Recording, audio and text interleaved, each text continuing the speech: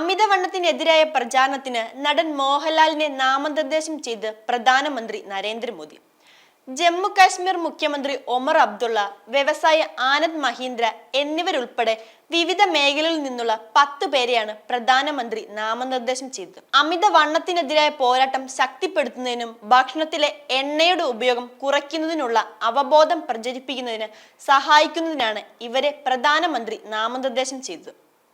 ഭോജ്പുരി ഗായകനും നടനുമായ നീര ഹുവ, shooting champion Manu ഫേക്കർ, ഭാരോദ്വഹന താരം മീരാഭായ് ചാനു, ഇൻഫോസിസ് സഹസ്ഥാപകൻ നന്ദൻ നീലകേനി, നടൻ ആർ മാധവൻ, ഗായിക ശ്രേയ ഘോഷൽ, സുധാ മൂർത്തി, BJP നേതാവ് നിതേഷ് ലാൽ യാദവ് എന്നിവരൊക്കെയാണ് പ്രധാനമന്ത്രി നാമനിർദ്ദേശം ചെയ്ത മറ്റുള്ളവർ.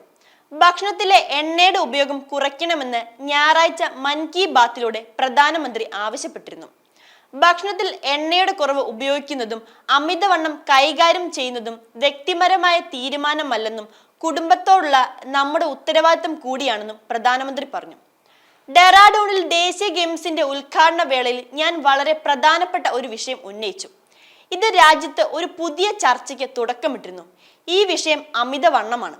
ആരോഗ്യകരമായ രാജ്യമാകാൻ അമിതവണ്ണത്തിന്റെ പ്രശ്നം നമ്മൾ തീർച്ചയായും കൈകാര്യം ചെയ്യേണ്ടി വരും, മോദി പറഞ്ഞു.